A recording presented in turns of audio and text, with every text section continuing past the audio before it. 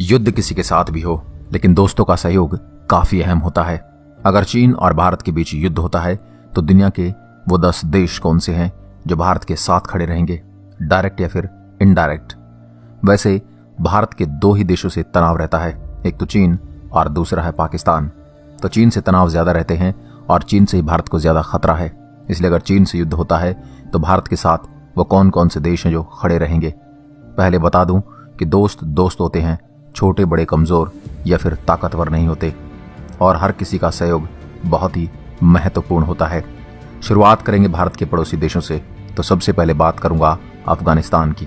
अफगानिस्तान एक ऐसा देश है, काफी छोटा सा देश है, लेकिन फिर भी वो डायरेक्ट और इनडायरेक्ट भारत की हेल्प जरूर करेगा। भले ही वो युद्ध ना करे भारत के साथ, लेकिन कहीं ना कहीं से सहयोग जरूर करेगा और उसका सहयोग काफी अहम होगा भारत के लिए। नंबर 2 पर बात करता हूं भूटान के बारे में। भूटान जो कि बहुत ही छोटा देश है, लेकिन भारत का सबसे अच्छा मित्र है। दुनिया में बहुत सारे देश हैं वो भारत का साथ छोड़ सकते हैं, लेकिन भूटान एक ऐसा देश जो भारत का साथ कभी नहीं छोड़ सकता। तीसरे नंबर की अगर बात करें तो फिलीपींस जो कि भारत का सबसे अच्छा दोस्त है और चाइना की उससे दुश्मनी भी बनी रहती है। चाइना और फिलीपींस पर तनाव हमेशा ही बना रहता है और फिलीपींस हमेशा से ही भारत के साथ खड़े होने की बात करता है और वो भारत से हेल्प भी हमेशा मांगता रहता है। और अगर चौथे नंबर की बात करें तो वियतनाम एक ऐसा देश है जिसने कई बार चीन से तनाव हो चुका है, युद्ध भी हो चुका है, आपने सुना होगा।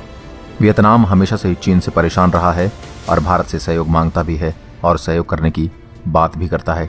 इसके बाद हम बात करते हैं ताइवान की। ताइवान एक ऐसा देश है, सभी जानते होंगे, चीन से इसका हमेशा विवाद बना रहता है। बहुत सारे देश हैं जो ताइवान को पूर्ण राष्ट्र मानते ही नहीं हैं और ताइवान को खुल्लम खुला भारत के साथ ही रहेगा। और नेपाल भी भारत का एक पड़ोसी देश है, लेकिन नेपाल एक ऐसा देश है जो न्यूट्रल हो सकता है, न तो भारत का साथ दे सकता है और न ही चाइना का देगा। उसके बाद बात करते हैं अमेरिका की।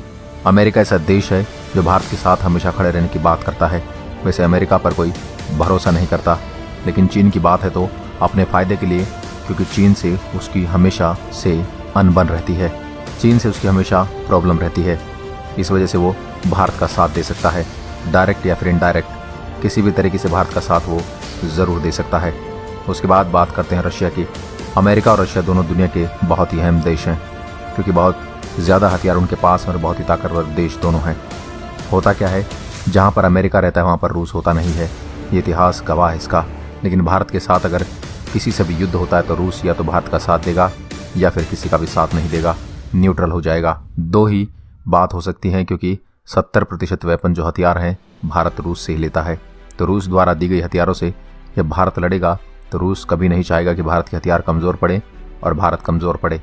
इसलिए वो डायरेक्ट या इनडायरेक्ट चीन से भी अगर युद्ध होता है तो वैसे 1962 के युद्ध में उसने किसी का साथ नहीं दिया था, तो अभी भी क्या होगा कि वो न्यूट्रल हो सकता है, क्योंकि चीन को वो भाई बोलता है और भारत को अपना दोस्त बोलता है।